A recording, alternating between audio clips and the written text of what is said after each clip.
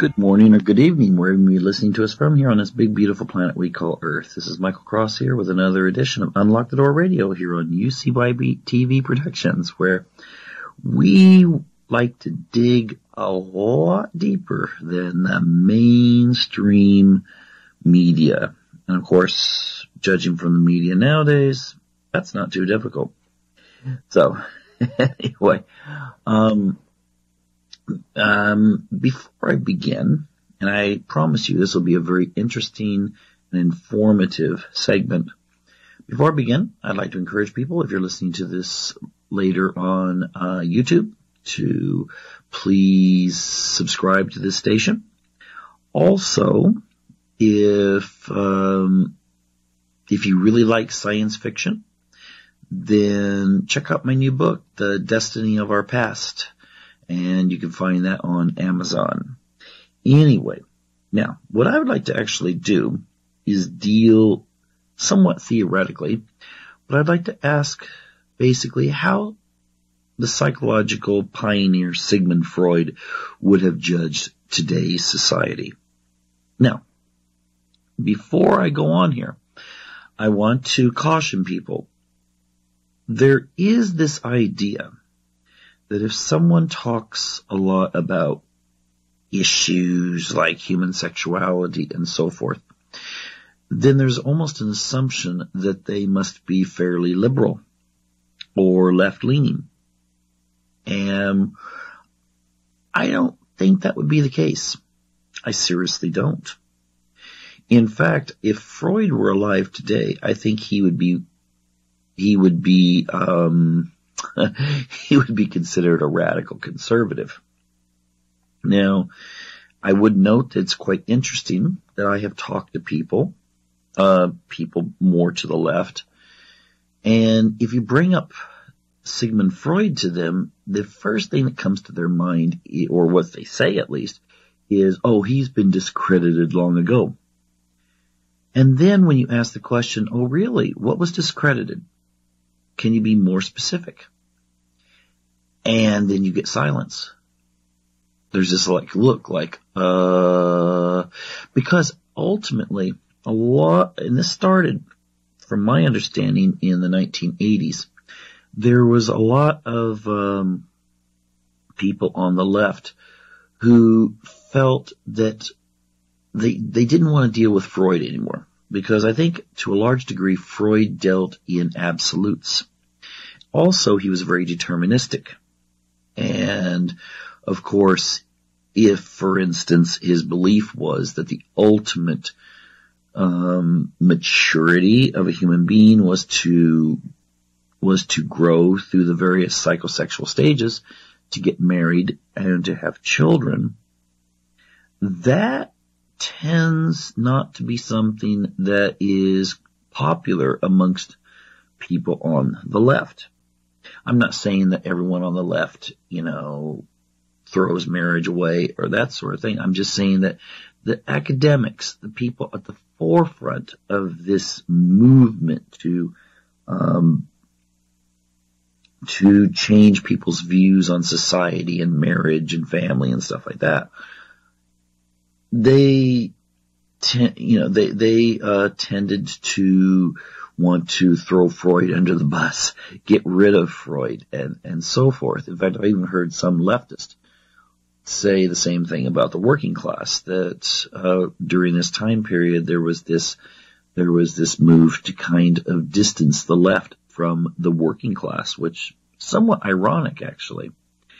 But ultimately, here's what I just want to start out here by just explaining a little tiny bit about his views on humans, and then I'm going to go into how I think that would contradict today's society. So, give Freud a chance here. Anyway, Freud believed, first of all, that the human psyche was divided into three main components. Now, these are metaphorical. There's not like a chunk of the brain that does this or a chunk that does that. Okay, now there may be some corresponding things like, your instincts and drives might be more centered in the hypothalamus, but the human brain is quite complex, actually. So therefore, if you're talking about human sexuality, you can't discount the cerebral cortex, the thinking part, and so forth of human beings. The human brain is not really well understood. Oh, sure, when you go to high school, there's this sense of, oh, they've got it down. Here's where this is, here's where this is, here's where this is, here's where this is. Then you go to college, and if you pursue psychology, then you find out, well, it's a little bit more complicated than that. And then I guess, at least I've heard many, PhDs in psychology, teaching psychology courses saying that, well, once you get to about the PhD level, you're kind of like, we really don't know very much. Okay? So, Freud, again, it's metaphorical. The id would be the instincts and drives. The things that we share with other mammals. The desire to reproduce. Sex. Hunger. The desire to eat. Drink. The desire to get shelter. Aggression. And so forth. These drives that basically, if you took them out of humans, human beings would perish. Often people be like, oh, I just really am down on humanity. We're such a violent species. Actually, we are, but at the same time, take a look at all the other species. Okay? I don't think you'll find a species of mammal, and certainly not reptiles, that are, this utopian, peaceful kind of creature. So, if we weren't, for instance, you think, okay, well, hate and jealousy are bad things. Take them away. What would you have? Would you really want your husband or wife to, whenever they felt like having a fling, to go ahead and do it? Of course, jealousy can lead to really bad things, but at the same time, it also kind of pulls us together. Otherwise, if you wouldn't be jealous, that means you kind of don't care.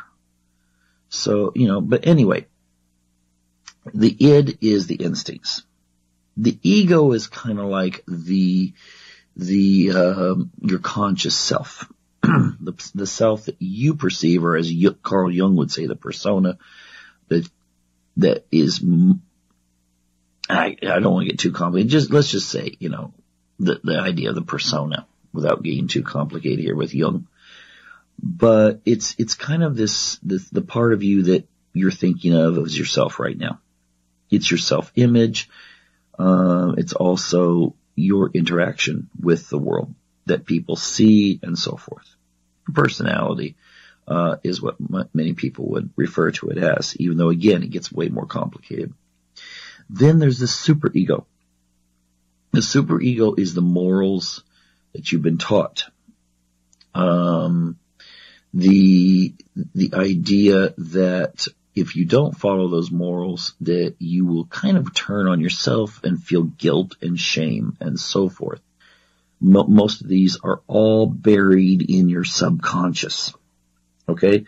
Both your instinctive drives as well as what you've been taught is right and wrong, and they work often in opposition to each other, but sometimes in coordination with each other to make you who you are. So that's a very simple, quick explanation for that. And then he goes through also the psychosexual components to stages that you go through when growing up. Some people take it very literally, and therefore they think he's kind of weird. But he was talking, he made the labels, for instance, the oral stage, where everything seems to revolve around the mouth. A child likes to suck on things and to bite things and stuff like that. And so during that stage, he said these sorts of things take place, which I'll go into in much more detail here in a moment. But ultimately, what it means is you don't remember much from when you were like, up to 2 years of age. You just don't remember much. But Freud believed that your brain remembered emotions. Okay, maybe not specific experiences, but the emotional connection to those experiences. So therefore, if your mother was very distant, she ignored you when you cried and that sort of thing, you might wind up being a very distrustful person. And you have a harder time committing later as you grow up, and you may wonder why you have such a hard time committing. But Freud would say it's buried in the way that you were raised. And it's not necessarily something that you can totally control. You can deal with it if you understand it. But ultimately, this is where the determinism comes in. It was forced into you, much like a puppy. When you're training a puppy, the puppy learns this happens when this happens. And sometimes, when a dog does something wrong, like what's on the floor, it gets that kind of sad, guilty look about it, kind of almost a scared look. And, this would be the same in humans. Much more complex, but ultimately it's the same basic process. The puppy's not sitting there remembering every single time you were not happy with it when it gets older, and it does something wrong. But it will be a feeling, something that it just feels when it has made you unhappy with its behavior. And then you had the anal stage. Sounds kind of weird, but that's kind of like when you're learning that you can control your environment.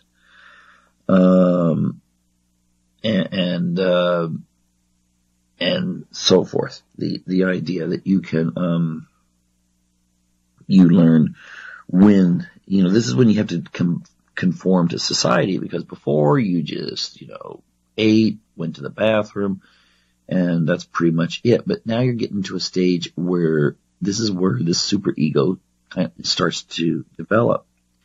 And it's this stage where you learn that you need to conform. You can't just go. Mom is sitting there saying, use this instrument, the toilet, to go to the bathroom. And again, Freud's, just uses that term. He uses that term just to describe the basic ideas of when things take place and what's going on there. Now, something stuck in my throat here. Just a second. Oh, yeah, that's better.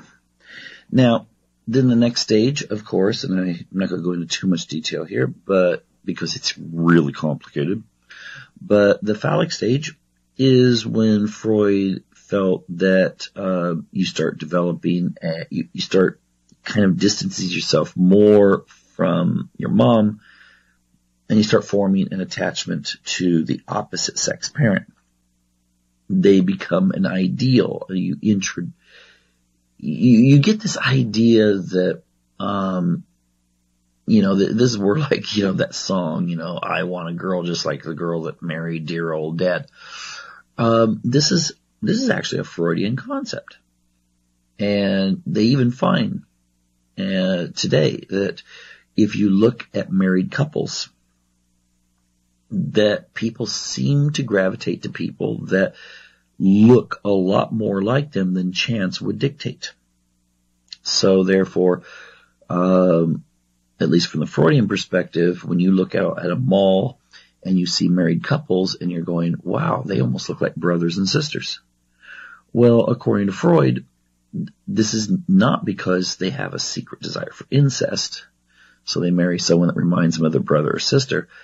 Instead, they're gravitating towards their opposite sex parent, which means that they are, that would explain why you have similarities in looks with married couples, even interracial couples, you'll often notice that the similarities are quite striking. So, this is Freud's explanation for it. Then you have the latency stage, where in his theory, these psychosexual drives that were kind of emerging, prior to this are repressed. He felt that the young person shouldn't be concentrating on these kinds of energies. And this lasts till about, from 6 to 12. And the idea is you shouldn't be concentrating on things dealing with sex and so forth, because now you need to grow up. And not that, sex is not a grown-up thing. What you need to do is you need to start developing skills for survival so that someday you will meet someone and, be able to fall into, the idea that you're going to be able to, support them or support the family and so forth. So the latency stage, if you think about in primitive tribes in the jungle where, maybe young men, when they reach about 7 or 8, they are integrated into the village elders, and they learn how to hunt. They learn how to, get food, build shelter, and these kinds of things. And, we used to do that. I mean, if you look at in the old days, even in the colonial era, it's quite interesting that young boys, the age of like 12 maybe, would serve on ships. They, fishing ships, whaling ships, pretty much they were working, and young girls at that age were learning how to take care of a home and to cook and to take care of babies, and usually families were large enough then that older sisters took care along with the mother of the children. So Freud felt this was a stage where, let's not get things all confused now. Let's just go ahead and focus on developing skills and learning and so forth. And then finally, around 13, generally, puberty, which is the genital stage of development, where, it may be awkward, but people learn the skills by which they can meet and develop relationships and grow as individuals that will be able to actually form a relationship and perpetuate the species as they bring in children who will go through the same stages. Okay, now, that was your really crash course in Freudian psychology. So, hopefully you'll be able to understand when I go back to these particular concepts here. Now, let's just think about what Freud would think today of, for instance, the idea of like these psychosexual stages. Freud felt it was very crucial for a child to be nurtured when they were very young. Now again, I'm just, I'm not making any value judgments or anything. I'm just saying, how he would feel about what's going on in today's society. First of all, I think he would be very concerned with the idea that often we leave our, young children with daycare. I mean, I think he would actually feel this way because in daycare, you're not going to get that same nurturing. I mean, yes, many daycare workers are fantastic people, but they cannot provide the same nurturing as a parent can. And so I think he would think that we were going to start developing a strong sense of separation anxiety when you take a very young child, toddler or younger, and they're wondering what's going on when they get left in a strange place with strange smells, with strange other people that are not their siblings, and so forth. I mean, I think that he would say that this was creating a sense of not being able to feel comfortable and attached and safe. Now again, I'm not saying the daycare centers are not safe. I'm saying that he would feel that the instinctive drives of a young child will be the same way as if you take a very small, use a dog analogy. You take a very small puppy and pull it away from its mom, and it wants to be back with its mom. It's not going to just snuggle up with you like, oh, you're wonderful. It's going to want to be back. It might for a bit, but it wants to be back with its mother. Okay, and so this is something that maybe would be cause for concern to a degree. But that's up to the individual to examine and come to their own conclusions. The thing I would like to jump to the most here also is that Freud's ideas are that the family creates the norms for the child to grow up in. You remember when I said the thing about the ego and the superego and that sort of thing? The superego are rules and expectations. And so naturally humans came from small groups of people in which everyone had kind of a shared sense of this is the way things are, these are the rules, these are the expectations, this is the, how we feel about religion and those kinds of things.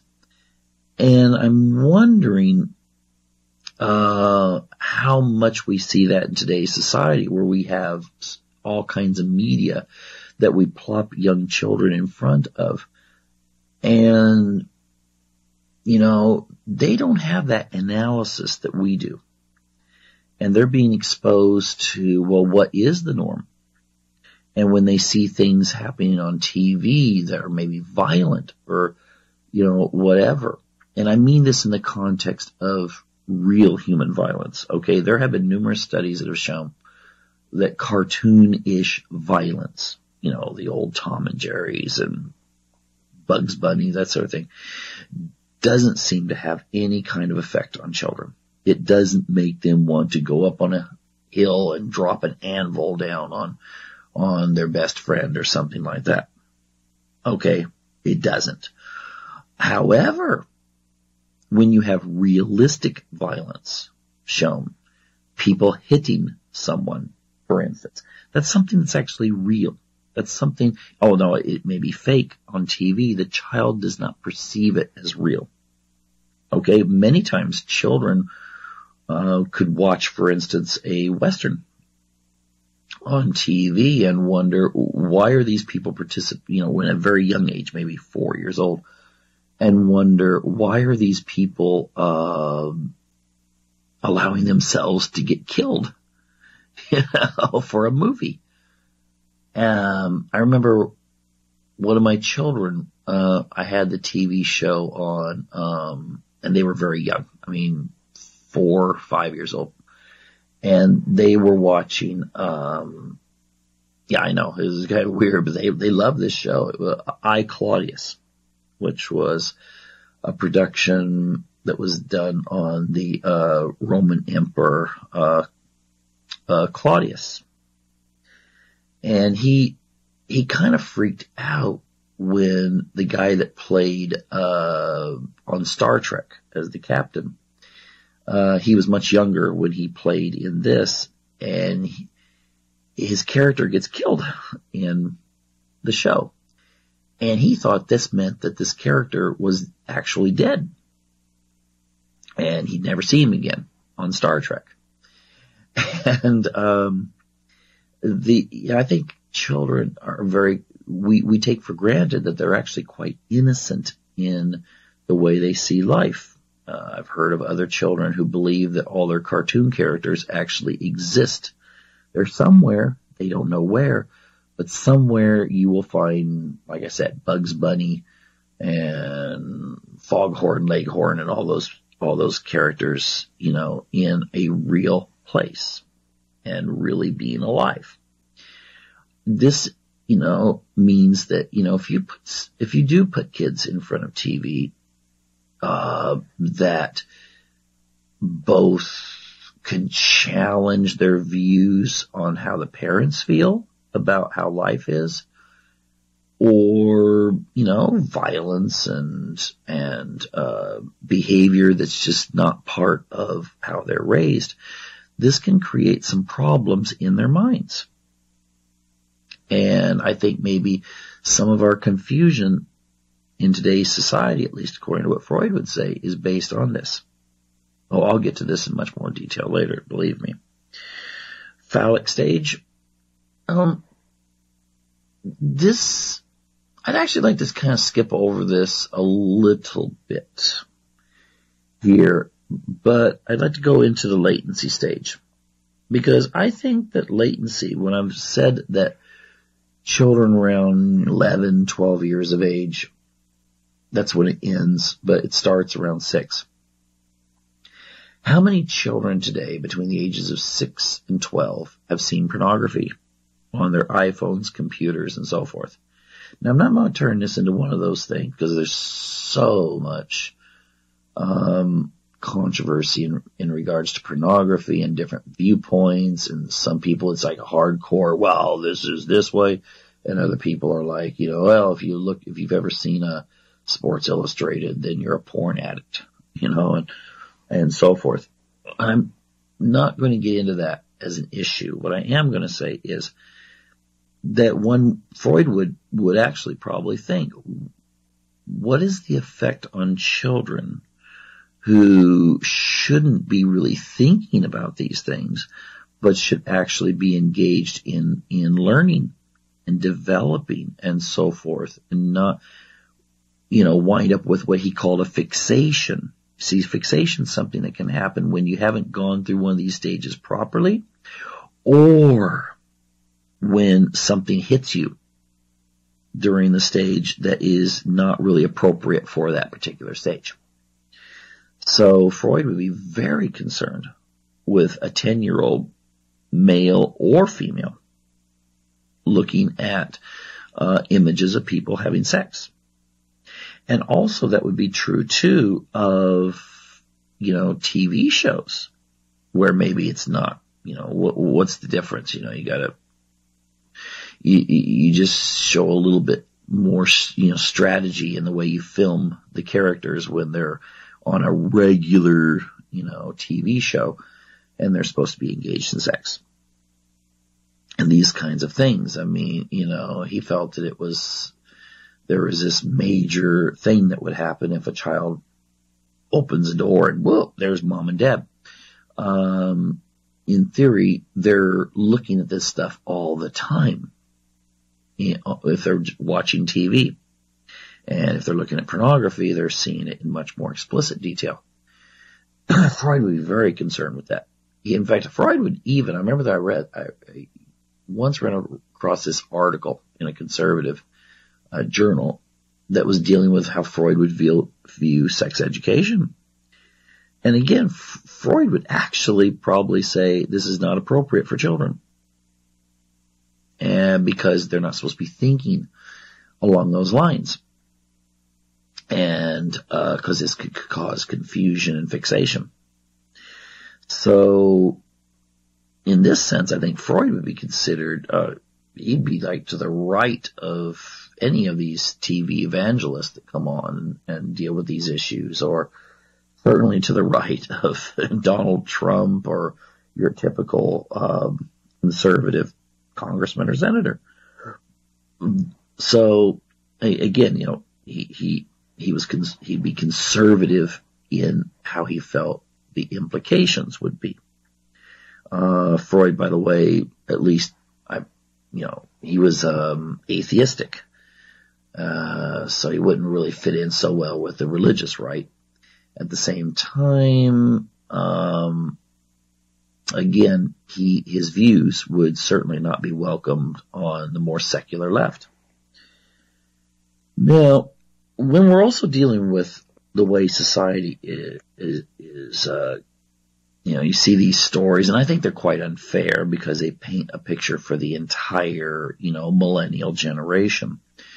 But you often see these stories about young people, and I don't mean 12-year-olds. I'm talking about people in college who freak out when someone says something in class they disagree with and they want a safe space, or if their views are challenged, they don't argue, they start crying, and they even will petition for anything that might offend them to be banned. And in my opinion, in a democratic society, that's not a very mature way of being, because ultimately everyone gets offended with everything. If we ban everything that's offensive to everyone, then essentially we can't. we won't even have a society. You'd be afraid to say hello to someone, which seems to be happening nowadays with a lot of people. They're afraid that a man and woman, at work says hello, then certainly they're scared to say, oh, that's a really nice suit on you, or you've been getting in shape, it looks like, or, oh, that's a really nice dress, or whatever. They're afraid they're going to get called into human resources because of sexual harassment. I will note that I think it could be England too. America and England seem to be the only countries that have really taken this to this extreme. Okay? That may say something about Anglo-Saxon ways of looking at issues. But ultimately, I believe that Freud would actually say that the children have not gone through enough training as young people and also hardship. We try to protect our children nowadays. Oh my gosh, Johnny failed his test. I need to go talk to the teacher. Then Johnny gets the idea that parents can jump in and they're the white knights that come in and save them when they foul up on a test. Is that going to teach them maturity when a professor later on fails them on a test? Professor doesn't care what the parents say, unless the parents are like multimillionaires who donate to the university. It's not going to make any difference that Johnny, who's 23 years old, just failed on his test. Okay. It's not going to matter to the professor that Johnny's mommy calls him and asks why, this happened. The other thing is that Freud felt that we need to, in a society such as ours, a complex civilization, you need to sublimate drives. That means, for instance, if someone has a strong sex drive, they can't just be going around and, be grabbing at people and that sort of thing. They should sublimate those drives into things that will develop them and also make it possible for them to find a spouse someday. And I think Freud would look at, like, for instance, internet porn and things like this and feel like this would be a diversion. This would take people away from the idea of, oh, well, I need to find a relationship with someone that I can express healthy sexuality within that relationship. And instead it turns into too busy for that or whatever.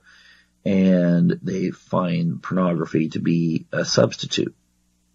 I'm not one of those people that says that everyone that looks at porn is going to wind up, being a total failure. I'm not.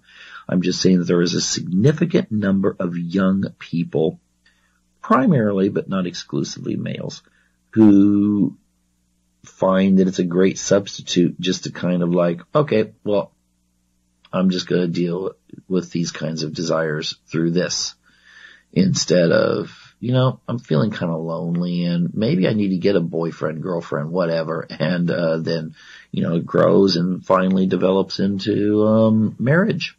And of course, Freud's view on making babies. And also, if we think about this too, all of the energy and drive for advancement How would he feel about people spending hours just watching TV or on the internet, on social media? I think he'd be very concerned, A, with the TV because it's the biggest time waster there is. Yes, it's okay to relax in front of TV once in a while and watch a program. But 5 hours, if you're sitting there flipping through the channels for 5 hours, there's something wrong there because you're wasting an incredible amount of time and energy that could be used to develop yourself physically, to develop yourself intellectually, and in all other areas of life. And then we get, social media, which is more popular among young people.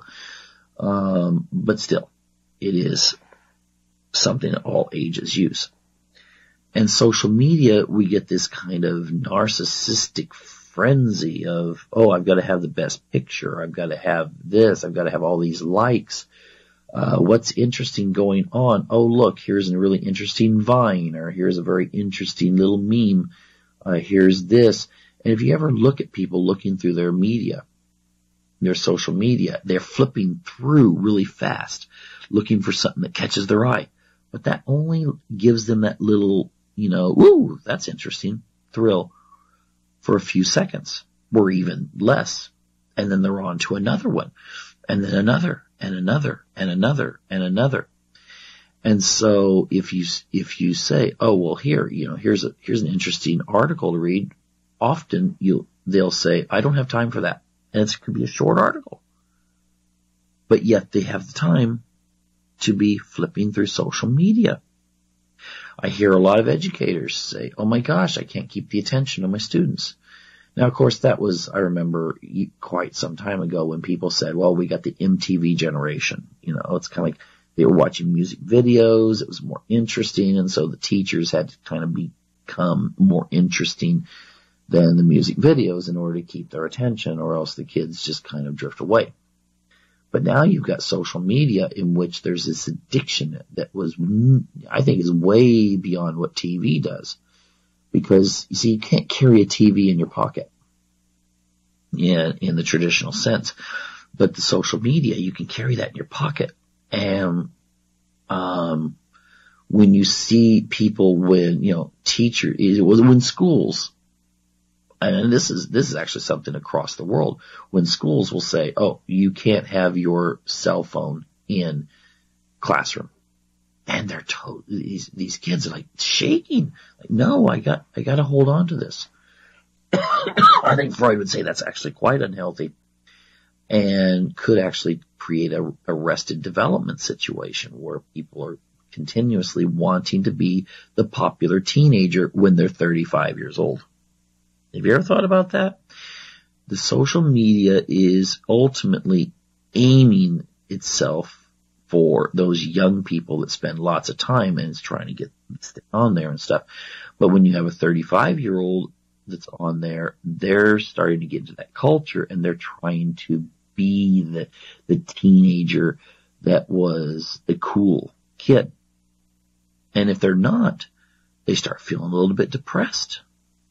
Oh my gosh, what's wrong with me? Am I wearing the right clothes? Am I doing the right things? Am I interesting enough? Is my picture on my profile pretty enough or handsome enough or whatever? This is something that's very disconcerting. That actually is something Freud would have been thinking was going to really increase mental illness. Is it? I'm just saying that's what Freud would say. That you're going to get a lot more mental illness symptoms pop up in such an environment.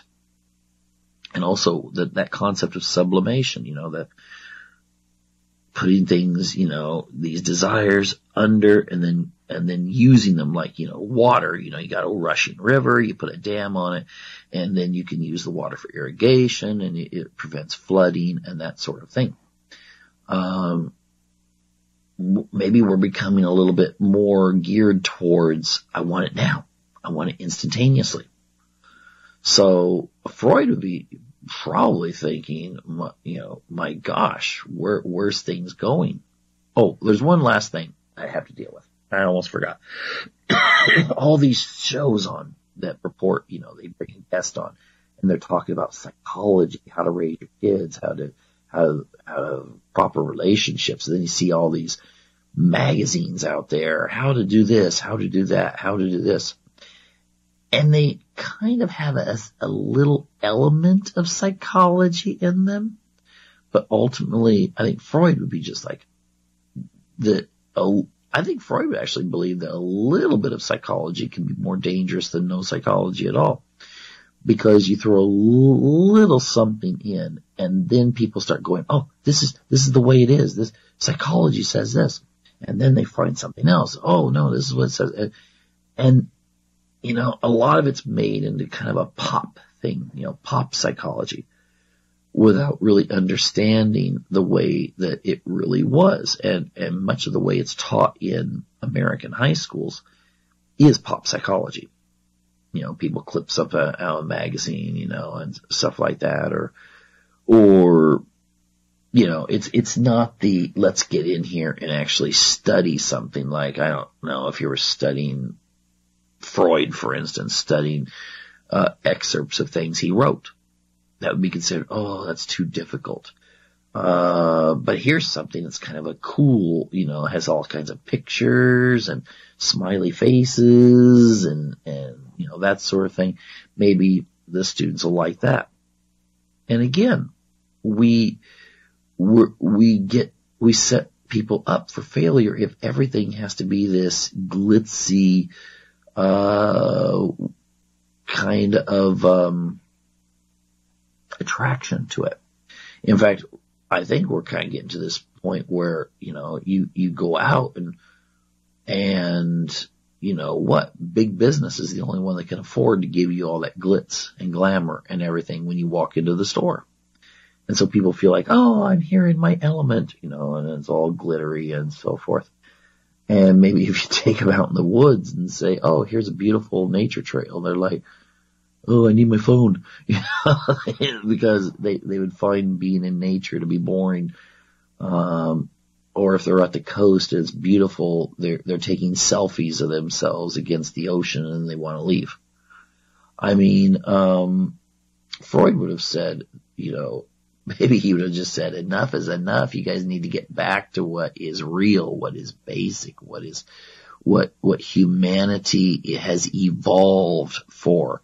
Again, I have heard that he started turning to more of a Jung's semi-occult ideas towards the end of his life. So he was making allowances for there being something bigger than just, you're here, you die, and that's it. But nevertheless, when he was writing his theories, it was kind of based on the idea of evolution.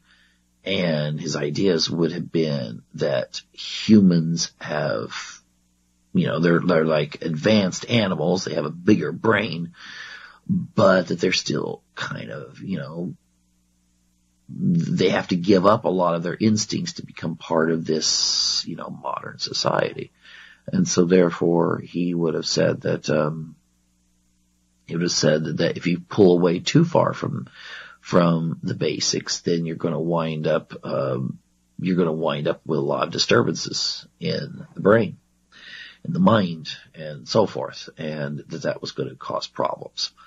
So, you gotta remember, sometimes when you hear people say, well, things just aren't right nowadays, things need to change, and you get the idea that, oh, well, they must be from the political right or something.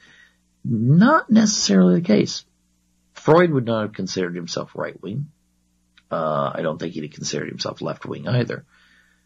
But ultimately, we, of course, affix labels. And, again, nowadays people would probably say Freud, if he was speaking at a college campus, was a right-wing extremist. Whereas maybe he was loved by the left back in the 1940s and 50s, more so than hated. But then there was this idea of, the left changed, and now he's not as popular with them, if at all. So check up on his ideas. Try to find some stuff that's not like, colored with this idea of, oh, he was this, his theories suck and no one believes him anymore. Try to find some stuff that's of maybe even, a little older, and don't get caught up in this idea that things have to be current. That's one thing that I think we cheat our students in college nowadays with, is the idea that, if an important study has a date that's like, more than 2 years or 3 years old, then it must be wrong.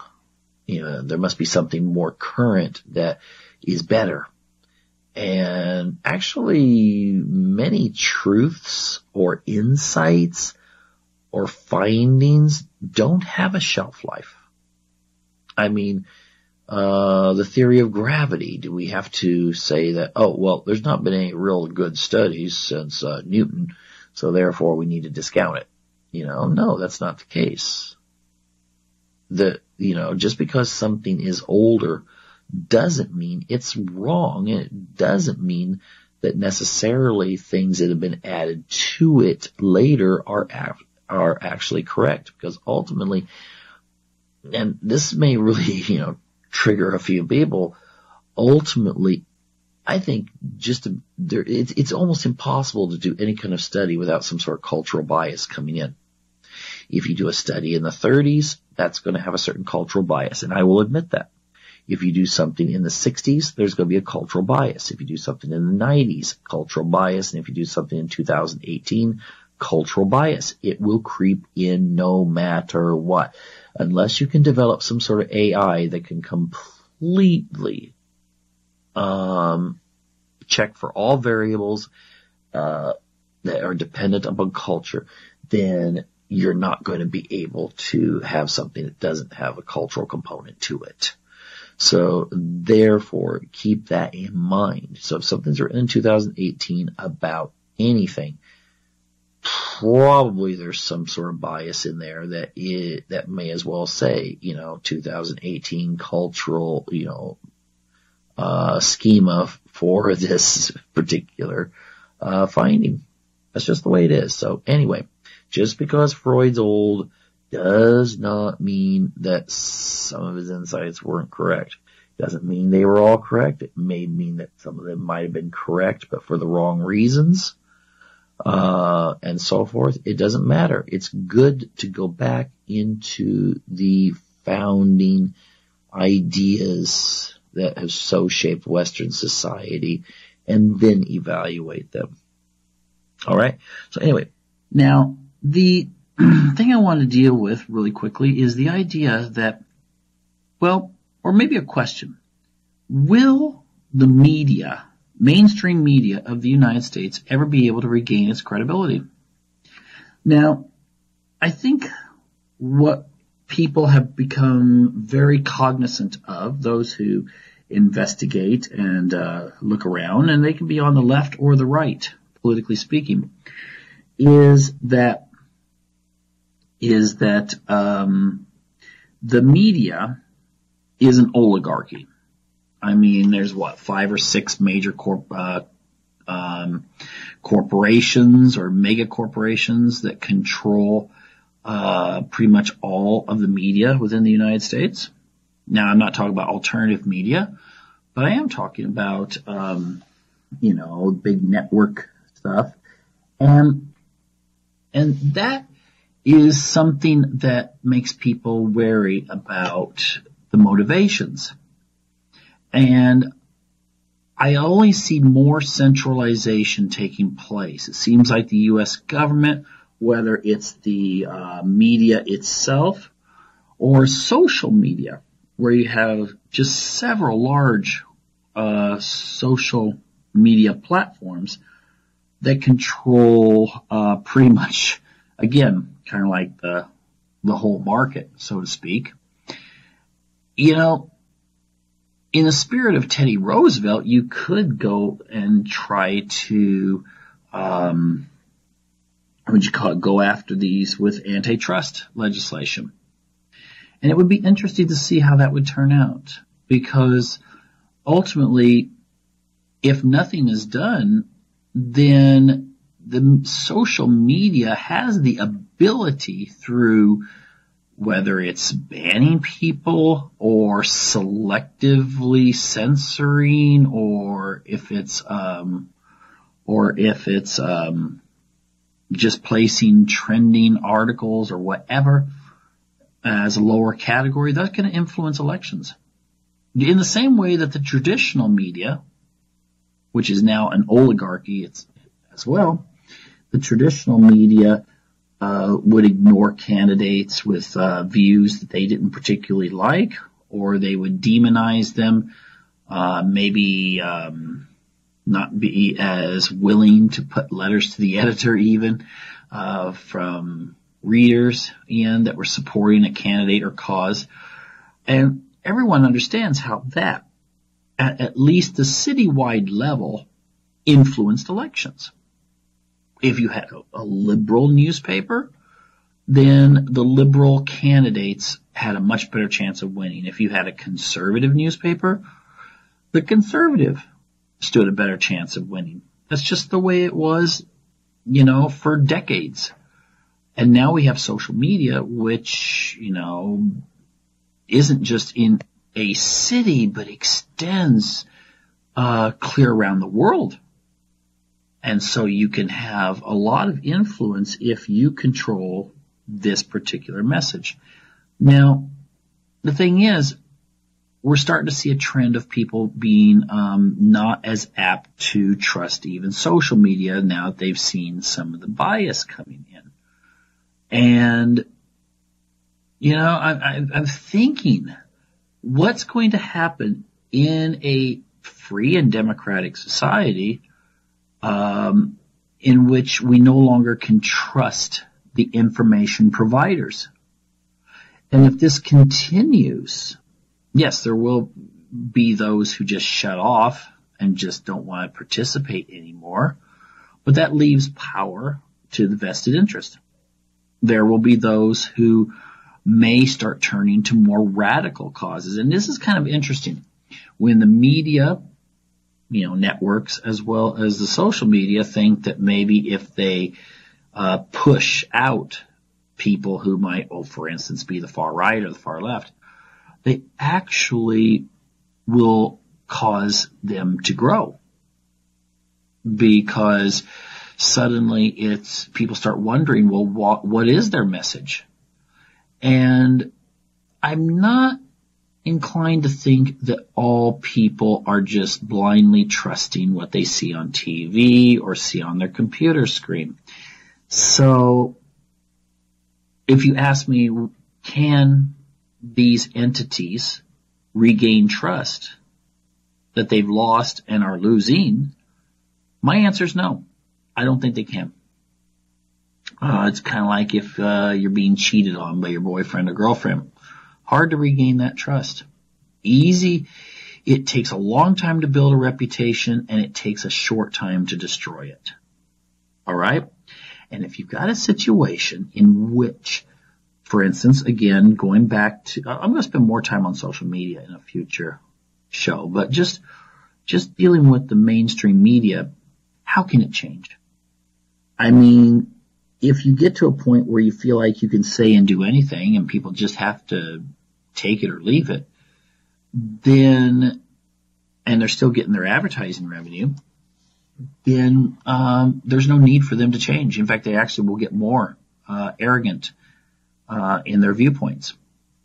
And so ultimately, also, there's a tendency for maybe people who feel, I don't know, as an example, maybe conservatives feel like traditional journalism school would not be for them.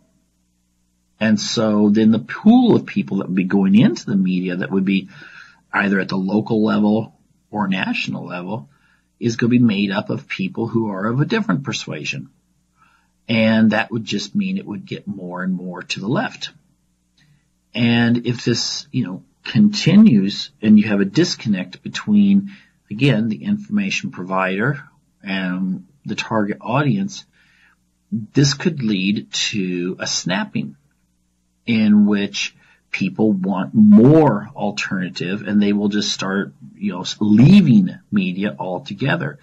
Now, of course, if they then feel like where they go to that alternative media, that's being stifled as well, who knows? Maybe there's going to be technological innovations or whatever that will take place in which maybe the social media people will be replaced as well. So the thing is that ultimately, yes, I do believe that social media had a lot to do with people no longer really trusting the mainstream media. And if the social media starts playing the game that the mainstream media is playing, then they're going to lose as well. I think social media could redeem itself. I think social media could actually make it a policy. They could try to make sure that viewpoints, whether they agree with them or not, whether they're on the left or the right, should remain free and open to the public, to where people that are doing political videos are not looking over their shoulder and wondering, is this going to cause me to get banned? Or is this going to cause me to get deprioritized? Or if those people that do get money off of these kinds of things, or is this going to cause them to lose money, or they won't be able to make money on these ventures? So again, I would actually hope that the social media people would understand their great influence and also their responsibility to maybe be fair and impartial and allowing people to be able to express themselves. And so far, they've been pretty good at it. Let's hope that would continue. And if that means what some people call the horse and buggy media of that we see on network programs and media, news and so forth, just let them go by this, where the horse and buggy, is today, and that's in the museum. It's a time, I think we're going to enter an era where things are going to change, and a lot of the assumptions that we have will cease to, they won't be the reality of the future. Anyway, that's all the time we have now, and thank you for tuning in, and encourage you to check back later and watch, or listen to, I should say, another episode of Unlock the Door Radio here on UCY TV Productions. Take care now.